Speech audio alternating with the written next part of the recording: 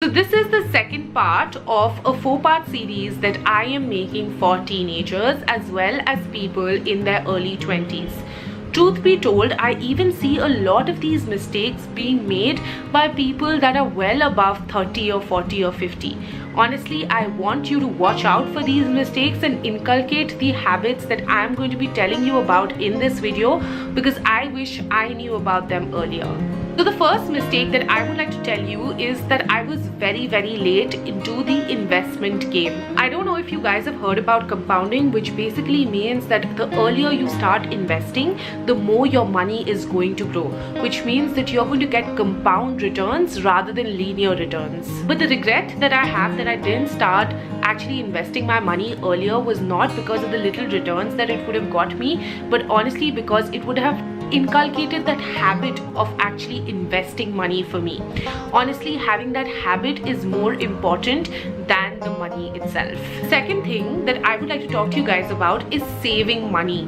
Saving is the worst thing that you can do to yourself. You feel like, there is some amount of money that is there in my bank account that is like the safety net for me, so that once when a rainy day comes later on in my life and I have to go through an operation, I can use that money.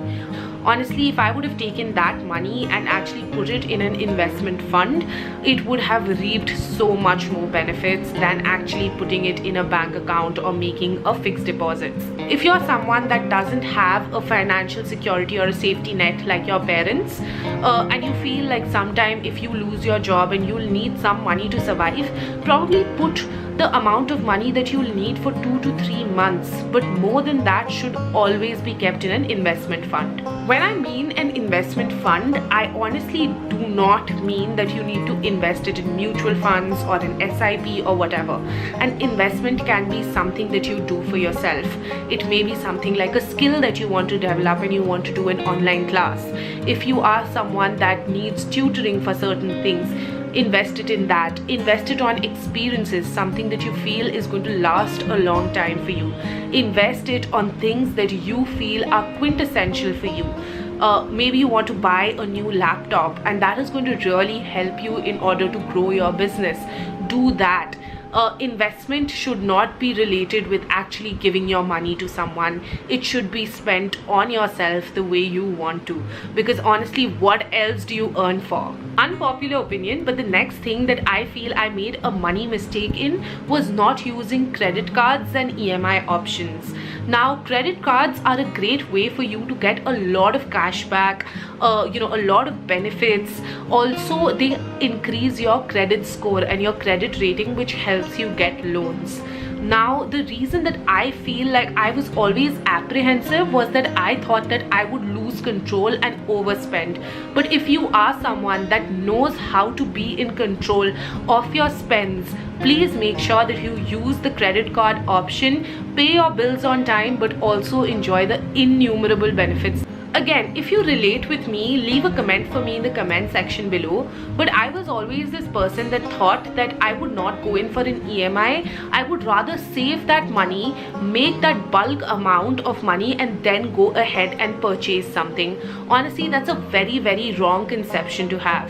There's something called time value of money that you should know about. Now, time value of money is the concept that a sum of money is worth more now than the same sum will be at a future date due to its earning potential in the interim date. So if you are someone that is wanting to actually buy a car, buy something that has a very big investment, rather than actually saving up to it, you can do an EMI option, because the EMI that you are going to pay is going to become lesser and lesser in terms of its buying value at a later point of time in the day than what it is today. I don't know about you, but honestly, at one point I was this person that would go to the shop and I would feel like, how many things can I buy with this 1,000 rupees or this 500 rupees? And honestly, that would make me very happy. If I tell you today, I don't have any of those things because honestly, they were such bad quality items. They would tear and break and I don't know, like they were just very, very cheap items. All the money that you spend on those items actually go to waste. They are like burning your money. I've come to the realization, and this is what I do now, which is that if I go shopping, I will just buy that one high ticket item and honestly use it to its full potential. There's this blazer that I have been using for the last 5 years, and honestly it has not at all deteriorated in its quality, and it is equivalent to buying one blazer every year. The opposite of this is actually spending too much. So there are a lot of times that we spend a whole lot of money on things that we don't necessarily need, but the society wants us to have. This usually happens to me when I'm buying electronics. I usually tend to go overboard and actually go ahead and buy something that has the highest features, highest models, and I never use those features ever again. I feel like a question that you should be asking before making any purchase is, do I really want this, or does the society want me to have this? Do you guys know that Batman is actually my favorite movie? The Nolan ones. And I love all 3 parts, and that is the reason that this last money tip is going to be from Batman. If you're good at something, do not do it for free. It's alright if you're providing your services to someone for once just to try and test out how you are, because that is something that every person will require you to do. But if they are taking undue advantage of you, please stop. If they are making you do things again and again without paying you for it, please stop. Take money where you feel your effort has been put in. The amount may be as low as possible or as high as possible, but do charge the person for whatever services you are providing. Please understand this, that if you were not doing the certain task that you are doing at that time for that one person or that company, you would be doing something for yourself.